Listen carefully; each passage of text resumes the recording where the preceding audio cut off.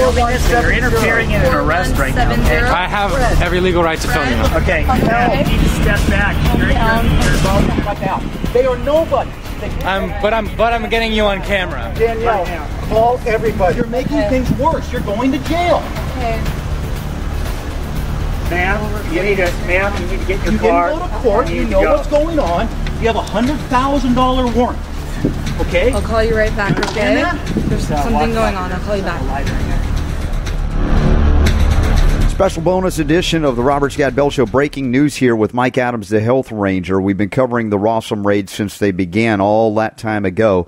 And one of the most spectacular new bits of information recently Mike Adams and I talked about was the fact that there were no oaths of office for many of those who participated in the Rossum raids, which should basically nullify them right now.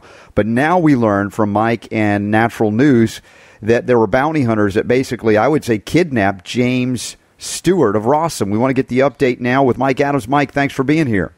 Yeah, hi, Robert. Thanks for having me on. Yeah, imagine if you're walking down the street and 3 armed men leap out of unmarked vehicles that have no license plates. They spray you in the face with pepper spray. They steal everything out of your pockets, stuff you into a vehicle, call you a scumbag. They never show any ID. They never show any badges, and then they just drive away with you. That's what happened to James Stewart, the raw milkman from California, who's a senior citizen, 65 years old, completely nonviolent, never been arrested for anything related to violence, nothing like that. And so now I guess he's an enemy of the state for selling raw milk because they're sending these people after him. It turns out these guys were bail bondsmen. James had missed a court appearance, and he was working on a court defense against the bogus charges that have been brought against him by Ventura County. And those charges are completely bogus. I'm very familiar with the case. Yes. It was totally fabricated. And he was afraid of being tortured in the jail, just like he was tortured before when they took him into the L.A. County jail. So he's afraid for his life, and he warned me on the phone many days ago that he thought they were going to try to kill him. Well, this is, you've got a piece here on a public vigil, red alert, raw milk advocate James Stewart seized by armed bounty hunters driving unmarked vehicles with no plates. Now, people are familiar with reality TV like Dog Bounty Hunter. How often are they allowed to drive with no plates in California if they're a bounty hunter? Absolutely not. That's a violation of law right there. And California law says that so-called bondsmen or bounty hunters, they have to show proof of the certificates that proves they've taken the training required by the state, and that they can't impersonate cops. They can't say they're a cop. These guys said they were making an arrest. They tried to intimidate witnesses and said, "You're blocking traffic, get back." So they were using the words of cops, and they assaulted James with pepper spray. So these guys. Now, I'm not saying that all bounty hunters are bad if they're going after truly violent criminals. But the tactics they use against James Stewart here, a raw milkman. A 65-year-old man. Incredible, yeah. I'm just thinking about all the kind of color of law kind of perspectives we've discussed together on the air. And the vacating, if you will, of the original warrant, it's ultimately that has to happen, the arrest, everything, because it was based on people that had no oaths of office on file. Is there anything associated with this out of the Ventura County bond issue? Yeah, there is. But our focus on, when we published a story revealing that L.A. County district attorney prosecutors and people who signed the search warrants and so on were doing so illegally because they had no oaths of office on file. So that original raid against Rossum Foods, which was done at gunpoint, the original theft of all of the money from Rossum Foods by the police, that was all illegal. In fact, it was armed robbery by the police, by the L.A. County PD, LAPD. And some of that is also true in the Ventura situation, but the details are a little sketchy at the moment. Ventura did not raid Rossum Foods, at least not to my knowledge. That was an LA County operation. Sure. But the Ventura County case is bogus. They're trying to tie him into these so-called financial crimes that they say Sharon Palmer committed, which Sharon Palmer apparently has already paid back all the investors. There's no crime, and James wasn't on the paper, had nothing to do with it, except I think he may have posted some flyers at Rawsome Foods about people looking to partner with Sharon Palmer. That's it. That's their whole case is based on that. It's incredible. Do we have people going to be showing up at the Ventura County prison or wherever he's going to be held there, picketing, making them aware that we're watching in this case?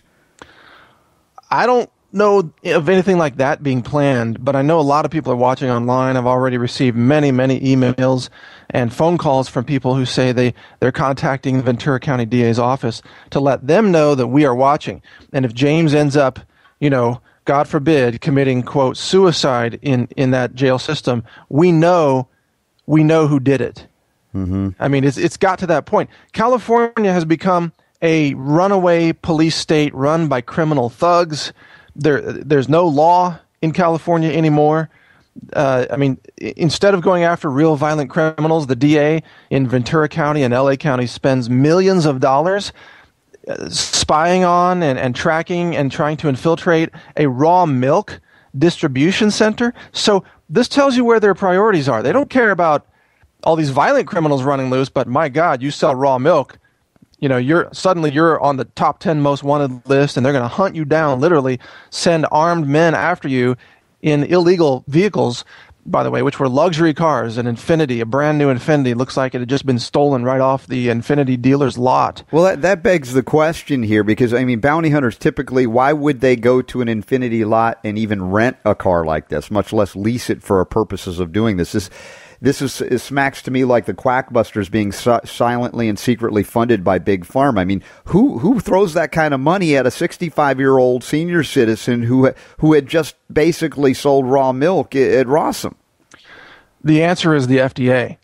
The FDA has engaged in an agenda, a conspiracy to destroy the raw milk industry to make an example out of James Stewart.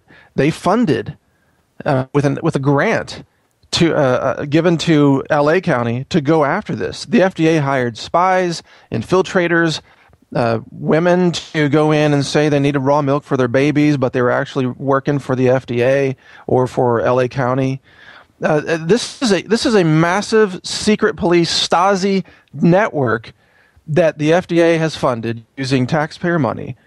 And it is a red flag warning of the total runaway police state under which we're now trying to live. It's absolutely incredible, Robert. It really is. When we talk about the real criminals and real thugs operating out there, they happen to be in the federal bureaucracy.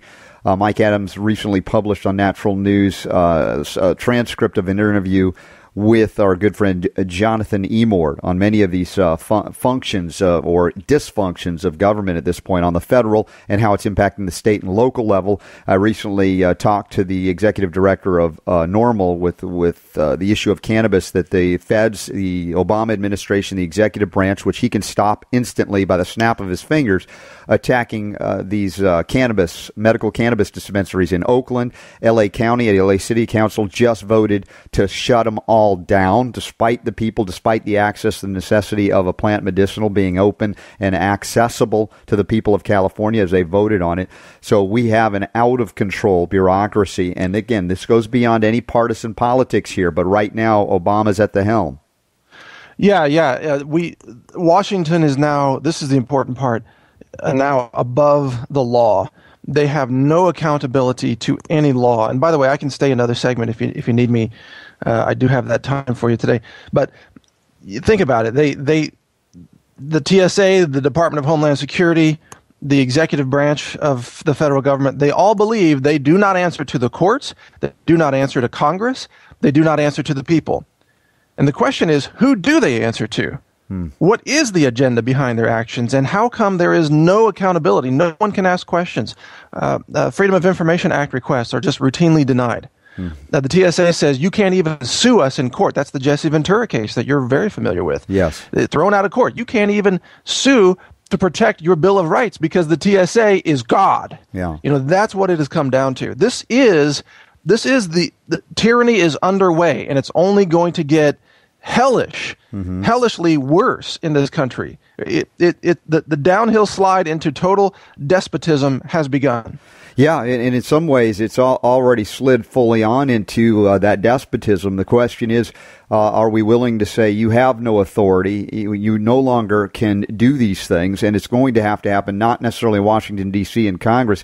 It's going to have to happen at the local level where the people say enough is enough. The states say enough is enough. But California is beyond bankrupt. They've got no leg or power to stand on in anything. They're just begging for whatever crumbs they can get back from the feds or the pharmaceutical industrial complex as they find them or force the kids of California to be vaccinated. Well, I know that 5 or 10% of the nation, and that maybe that's all it takes, will stand up and say enough is enough. But as we learned from the Aurora, Colorado Batman movie shooting massacre thing, which was quite a tragedy, yes, most people will lie down and die. And I don't mean that to sound insensitive, but it's a factual observation of what happened there. Out of probably 100 people in that theater, not one person attempted to fight back and tackle the shooter or somehow stop the massacre from taking place. Now, I do not understand that. To this day, I don't understand why nobody fought back.